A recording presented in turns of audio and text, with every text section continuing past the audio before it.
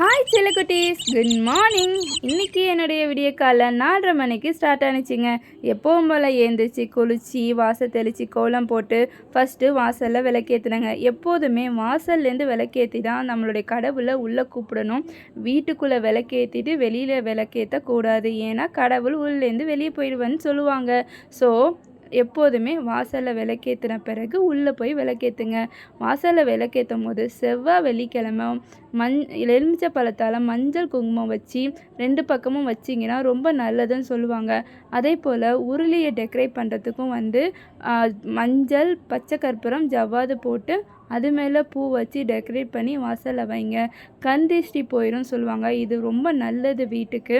அதுக்கப்புறம் சாமி ரூமுக்குள்ளே வந்துட்டு சாமிக்கு பூவெல்லாம் வச்சு டெக்கரேட் பண்ணுங்க. சாமி ரூமை அலங்காரம் பண்ண பிறகு எண்ணெய் ஊற்றின பிறகு திரி போட்டு விளக்கேற்ற ஆரம்பித்தேங்க. எனக்கு ரொம்ப சந்தோஷமாக இருக்குது. ஏன்னா நான் இப்போ தான் ரீசெண்டாக ஒரு 6 மாதமாக விளக்கேற்ற ஆரம்பித்தேன். மனசுக்கு ரொம்ப சந்தோஷமாக இருக்குது. எனக்கு எப்போதுமே ஒரு கவலை மனசுக்குள்ளே போயிட்டே இருக்கும். இப்போ எதுவாக இருந்தாலும் பாசிட்டிவாக திங்க் பண்ணிக்கலாம், எதுவாக நடந்தாலும் பார்த்துக்கலாம் அப்படிங்கிற ஒரு எண்ணத்தோடு நான் இருக்க ஆரம்பிச்சிட்டேன். அதே போல் நீங்களும் விளக்கேற்ற ஆரம்பிங்க.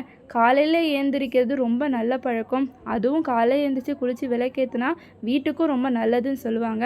நான் இதை ஃபாலோ பண்ணி எனக்கு ரொம்ப நல்லது நடந்திருக்கு. அதனால தான் உங்களுக்கு சொல்கிறேன். நம்ம எப்போதுமே கடவுள்கிட்ட எதையும் எதிர்பார்த்து நம்ம செய்யக்கூடாது. நம்ம கடவுளுக்கு செய்வோம். நமக்கு கொடுக்க வேண்டியதை கடவுள் எப்போதுமே எப்போ கொடுக்கணுமோ அப்போ கொடுப்பாரு. அதே போல் காமாட்சி விளக்கு ஏற்றின பிறகு பிரம்ம முகூர்த்த விளக்கு ஏற்றுறதுக்கு ஃபஸ்ட்டு ஒரு தாம்பூலத்தட்டில் மஞ்சள் குங்குமம் வச்சு நம்மக்கிட்ட இருக்க பூ வச்சு டெக்கரேட் பண்ண பிறகு விளக்கேற்ற ஆரம்பித்தேங்க. விளக்கு ஏற்றின பிறகு முருகருக்கு வேண்டிய ஸ்லோகன் டிவியில் நான் எப்போதுமே காலையில் ஏந்திரிச்சோன்னே பாட்டு போட்டுருவேன். அந்த பாட்டு ஓடிட்டு இருக்கும் போது சாமி ரூமில் சாம்பிராணி காட்டி நீங்கள் சாமி கும்பிடும்போது பார்க்கவே ரொம்ப அழகாக இருக்குங்க. மனசும் ரொம்ப நிம்மதியாக இருக்கும். இதை நீங்கள் ட்ரை பண்ணி பாருங்கள், உங்களுக்கே நல்லாயிருக்கும். ஏன்னா நான் ட்ரை பண்ணி பார்த்தனால தான் இதை உங்களுக்கும் சொல்கிறேன்.